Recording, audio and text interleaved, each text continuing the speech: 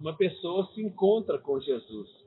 Todas as vezes que nós encontramos com Jesus, esse encontro vai produzir alguma coisa em nós. Ninguém sai da presença de Jesus da mesma maneira que entra. Todo encontro com Jesus vai produzir alguma mudança em nós. Às vezes, os encontros com Jesus provocam em nós sentimentos que nós inicialmente podemos não gostar. Sempre eu me lembro de um amigo meu, quando a gente era mais novo, né, a gente fazia um culto lá no... Eu lembrei dele agora. A gente fazia um culto lá na academia da polícia, era tenente novinho, Maurício era novinho também, e eu me lembro que uma vez estava assim, louvando lá no auditório, tocando violão, e eu vi lá no fundo assim, um amigo, uma pessoa muito querida, que eu gosto muito dele. Embora a gente brigasse muito, eu gostava muito dele. Aí, eu estava tocando assim e falei assim, nossa, que bom que ele veio aqui, né? Tá no culto, meu amigo. E aí eu vi que ele estava muito emocionado, ele estava chorando assim, bem tocado. E eu fiquei feliz, eu falei assim, quando eu terminar o culto, eu vou correr lá e vou dar um abraço nele. E aí o culto terminou,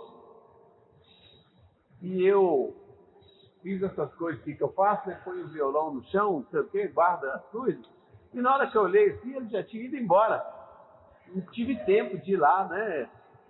Dar uma palavra para ele, falar que eu estava feliz de vê-lo lá, essas coisas. E depois, ele não voltou mais no culto. E eu fui atrás dele e falei com ele, assim, eu fiquei tão feliz de te ver você lá, e por que você não voltou mais?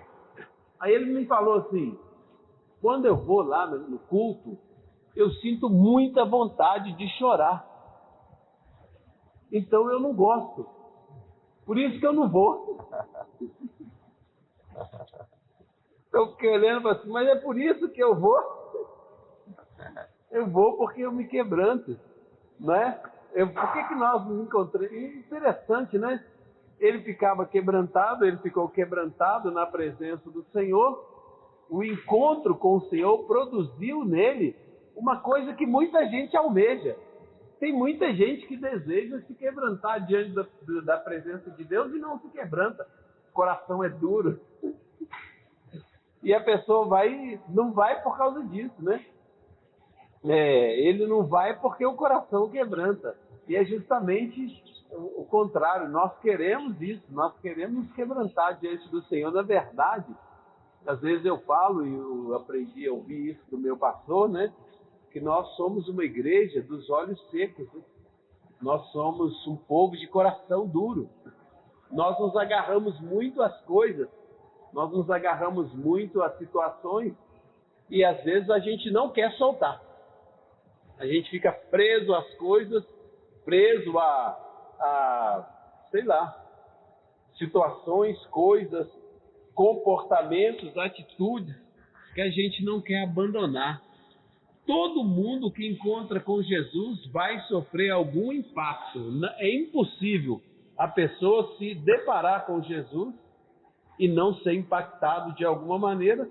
O Evangelho está cheio disso. E esse jovem, ele corre atrás de Jesus. A Bíblia diz que ele corre atrás de Jesus e ele se prostra diante de Jesus e ele faz uma das perguntas mais importantes que qualquer pessoa podia fazer. Que pergunta importante que ele fez. Os professores, eles dizem que é mais difícil fazer uma boa pergunta do que dar uma boa resposta. Para a gente ter uma boa resposta, a gente tem que saber fazer boas perguntas. Quando eu estava lá fazendo minhas pesquisas lá e orientando pesquisa, né? Abandonei essa atividade há muitos anos.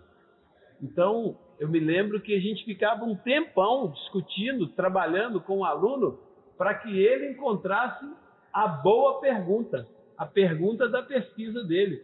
Porque se ele não soubesse fazer uma boa pergunta, ele não conseguiria fazer um bom trabalho.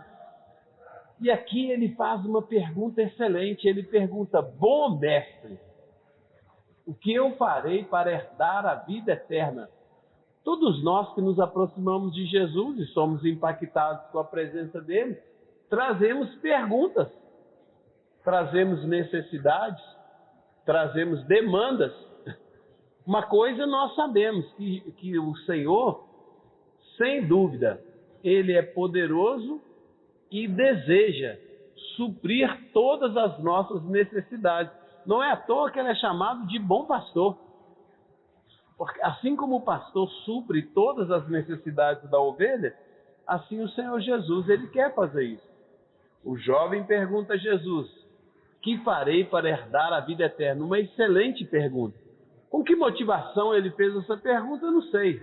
Certa vez alguém fez uma pergunta assim para Jesus, mas só para testar Jesus. Ele se aproxima de Jesus e, querendo testar Jesus, ele pergunta: o que eu devo fazer para ter a vida eterna, para herdar a vida eterna? No caso daquela pessoa, ele não tem a motivação correta, mas esse aqui, ele está com a motivação correta, ele verdadeiramente está interessado em entender o que ele deve fazer para herdar a vida eterna. Chega mais certinho. E Jesus fala com ele o que ele deve fazer para herdar a vida eterna. Você deve obedecer a Deus. Você deve cumprir os mandamentos, Jesus fala com ele. Então ele responde, Jesus: isso eu tenho feito desde que eu era pequenininho. Eu tenho obedecido a Deus e cumprido os mandamentos. Olha, meu Deus, nós podemos procurar com diligência, e a gente pode até encontrar pessoas que se esforçam para obedecer a Deus e viver uma vida santa. Mas uma coisa eu te garanto, fácil não é não. A gente sempre vai tropeçar numa coisa ou noutra. Mas esse jovem, ele respondeu assim para Jesus: tudo isso tenho observado desde a minha mocidade. Jesus então olha para ele e fala com ele assim: falta uma coisa. Te falta uma coisa. Jesus, quando olhou para esse jovem, Jesus viu o coração dele. Eu, quando olho para você, eu vejo, o que o Senhor falou com Samuel, né? Samuel, você vê o exterior, eu vejo o coração. Que coisa impressionante, né? Jesus, quando olha para qualquer um de nós, Deus, quando olha para qualquer um de nós, Ele vê o nosso coração. Muitas vezes as nossas mãos, por isso o salmista fala assim: Senhor, quem entrará no seu santuário? Quem habitará no seu santo lugar? O Senhor fala assim: aquele que é limpo de mãos e puro de coração. Então não adianta só fazer as coisas. Tudo isso eu tenho feito desde a minha mocidade. E o Senhor fala com ele: e o seu coração? Seu coração está onde? Seu coração é de quem? A Bíblia fala: onde está o nosso tesouro, ali está o nosso coração. O coração dele não estava em Deus. Olha que coisa terrível. Eu sou religioso, eu vou na igreja, eu observo os mandamentos, mas o meu coração não está nisso. Que coisa triste, que coisa terrível é viver uma vida religiosa, praticar os atos, os ritos da religião, a liturgia. Sabia que tem, por incrível que pareça, né? Tem pastores assim, tem padres assim, tem religiosos que escolheram a religião como vocação e praticam todos os... Olha, existem, por incrível que pareça, sacerdotes ateus. Como assim? O sujeito, ele é capaz de praticar todos os ritos da liturgia, mas o coração dele não está naquilo. Estava vendo outro dia uma situação em que o sujeito se tornou religioso pela imposição da família. Antigamente era assim, né? As pessoas separavam alguém para ser padre. E a pessoa tinha que ir, as famílias tradicionais antigas aqui em Minas Gerais, e as pessoas tinham que cumprir aquela devoção não dele, mas da família. O Senhor olha para o jovem, se apresenta para Jesus, faz uma pergunta excelente: o que eu devo fazer para herdar a vida eterna? O Senhor responde para ele: cumpre os mandamentos, obedece a palavra de Deus. E ele responde: tenho feito isso. E o Senhor vê o coração dele. Uma coisa te falta, meu pai. Se Deus olhar o seu coração agora, o que será que ele vai falar para você? Uma coisa te falta, Cícero. Eu olho para você aí. Isso é uma coisa maravilhosa. Quem me dera se o Senhor olhasse para mim agora, neste exato momento, e falasse para mim: Cícero, falta uma coisa para você. Porque aí eu ia buscar com diligência essa coisa. Eu ia me esforçar para buscar essa coisa com diligência. Na verdade, nos últimos 2 anos, o Senhor me falou isso. De uma outra maneira. O Senhor falou comigo: eu quero que você seja servo. Eu quero que você pare de brigar com os outros. E eu quero que você tenha um coração de servo. Eu achava que eu era santo demais. Mais santo que os outros. E que eu sabia mais do que as outras pessoas com as quais eu estava me relacionando. A gente estava desenvolvendo um projeto. E eu falava assim: vocês estão tudo errado, gente. Não é assim que nós devemos fazer, não. Se nós fizermos isso aí, vai dar tudo errado. E eu ficava brigando com aquele povo lá. Aí o Senhor falou comigo: eu não te coloquei aí para isso, não.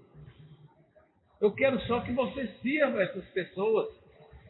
Quero que você sirva. Uma coisa te falta, o Senhor falou para mim: humildade. Falta para você o mesmo sentimento que há em Cristo Jesus. Que sendo grande se fez pequeno, sendo rei se fez servo, sendo rico se fez pobre. Eu quero que você sirva essas pessoas. Então o Senhor falou comigo: uma coisa te falta, soberbo. Você acha que eu achei ruim do Senhor me falar isso? Não achei não, achei ótimo. Porque Deus corrige quem Ele ama. Então o Senhor me orientou, estava desviado, dentro da igreja, desviado do propósito de Deus. O Senhor queria que eu fizesse e comportasse de uma maneira, eu estava me comportando outra. Estava dentro da religião, fazendo tudo, lendo a Bíblia, orando, mas desagradando a Deus. Uma coisa te falta. Se Deus olhar para você agora,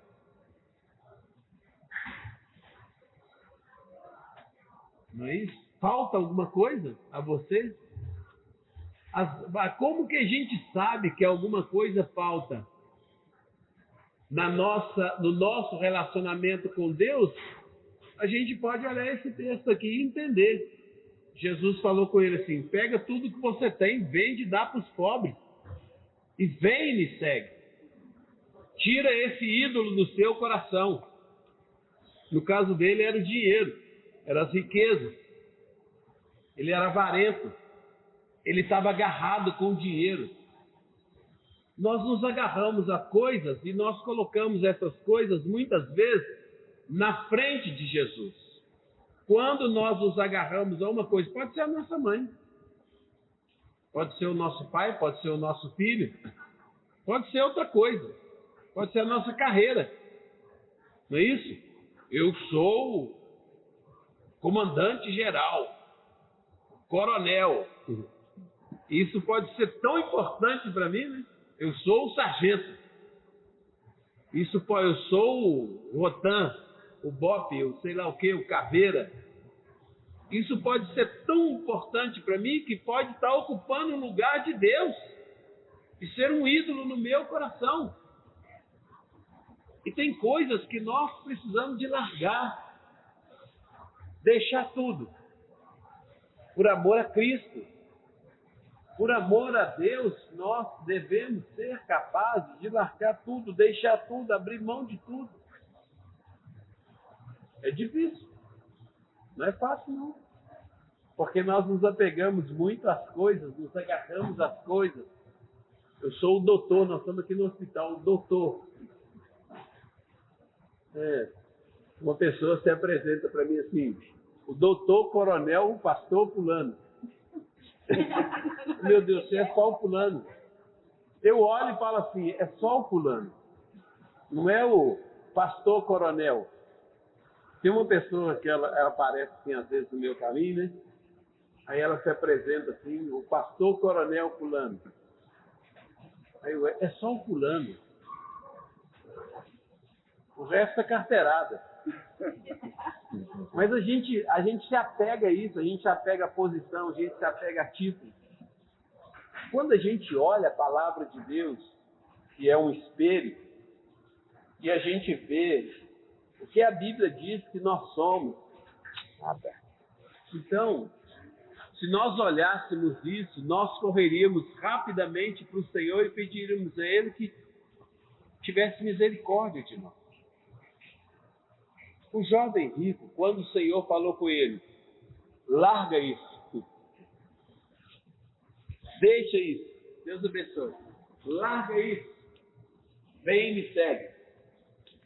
Todos nós, olha que coisa interessante, quando nós decidimos ir até Jesus, nós largamos coisas.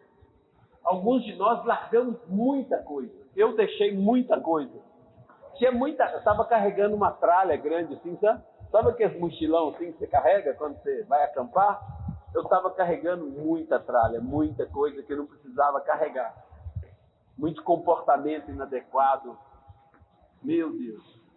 Eu tinha uma linguagem, quando eu não era cristão, que se você falasse qualquer coisa comigo, eu transformava aquela coisa que você falou em imoralidade. A minha mente era assim, o meu coração era assim. Então você falava qualquer coisa. Você falasse comigo mandioca, linguiça, qualquer coisa. Eu transformava qualquer assunto. E graças a Deus, uma coisa que aconteceu em mim rapidamente, Deus transformou a minha linguagem, Deus transformou a minha mentalidade, eu larguei tudo isso. Uma coisa que eu larguei de pronto foi a soberba. Eu era muito soberbo, porque eu era um tenente, Maurício me conheceu, tenente lá do COI, de Operações Especiais. Eu era muito metido, eu era muito chato, ficava cheio de brevê assim. Eu usava uma boina enterrada na cabeça. Eu não achava que eu era bom, não, eu tinha certeza. Eu era o melhor. E todo mundo tinha que me reverenciar. Porque, afinal de contas, eu fui o primeiro que fiz operações especiais. O primeiro que pôs um brevê no braço. Então todo mundo tinha que... Olha o Cícero. A primeira coisa que Deus fez foi arrancar essa soberba do meu coração. Eu entendi que isso era nada. E aí, maneira como Deus fez isso, né? Vou contar só... Eu tinha medo. Eu só ficava de cara fechada assim, ó. Não ria. Mas eu era muito infeliz. Eu carregava um fardo muito pesado. Eu só ficava de cara fechada e eu achava que eu era o guardião da doutrina de operações. Nossa, quanta bobagem. Eu que sabia. Né? E aí, eu fui na igreja. Igual esse meu amigo que chorou lá. Eu fui na igreja. E quando eu estava na igreja, eu estava gostando muito daquele culto. Estava vendo um menino assim, o Wesley, tocando bateria. E eu, meu Deus, que eu gosto muito de música. Meu Deus, que coisa maravilhosa. Aí eu pensei assim, na minha oração, pensando com Deus. Por que eu nunca vim na igreja? Por que eu demorei tanto para ir na igreja? Na hora que eu pensei isso, uma irmã, que é a Glória, ela estava lá no fundo da igreja e ela começou a orar assim: Senhor, quebra toda soberba, quebra todo orgulho, toda vaidade, tira a soberba, Senhor. Aquela oração bateu em mim com uma força. E eu compreendi claramente que o que me prendia não era dinheiro, não era riqueza, como o jovem rico, que eu era soberbo. E a partir daquele momento eu entendi que aquilo que me impedia de me relacionar com Deus era soberba. Isso foi no comecinho da minha vida com Deus. Agora, recentemente, Deus me mostra de novo. Você é soberbo. Abaixa e lava os pés dele. Irmão, irmã, o que você tem que deixar para servir ao Senhor? Esse é um grande desafio, né? Essa é uma pergunta muito importante. O jovem rico saiu triste, porque ele era dono de muitas riquezas. E o coração dele estava naquelas riquezas. A Bíblia fala, buscai o Senhor em primeiro lugar. Coloca Deus como prioridade na sua vida. E se tiver que deixar, olha, o Senhor não é brincadeira não. Ele fala assim, se você não conseguir deixar pai e mãe, mulher e filhos, irmãos e irmãs, você não pode ser meu discípulo.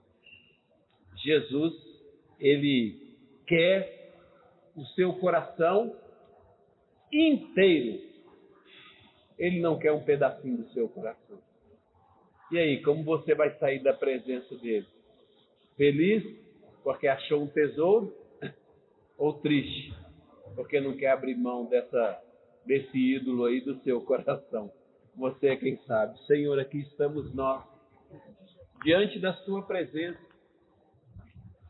Meu Deus, nos ajude a largar, Senhor, a idolatria, nos ajude a largar aquilo que nos impede de ouvir o Senhor, de ouvir a sua voz, de te servir.